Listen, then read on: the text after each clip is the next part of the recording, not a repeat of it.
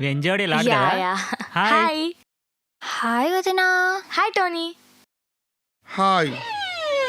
Sorry కొంచెం late అయింది, ఈ శోభన్ వల్లే. నా వలన నో కరెక్ట్ లంచ్ చేసే టైంకే వచ్చారు. రండి తిందాం. టోనీ సూపర్ గా కుక్ చేస్తాడు. అవునా, ఏంటి special? Chicken biryani, liver fry. చికెనా? ఆ, మీరేం భయపడకండి, బాగా కుక్ చేస్తాడు. అది కాదు. రేయ్ జైత్రి మండే నాన్ వెజ్ తినదురా. ఈ రోజులో కూడా ఇలాంటి అమ్మాయా? సూపర్ సెలెక్షన్ అన్నయ్య. ఏమంటారా టోనీ?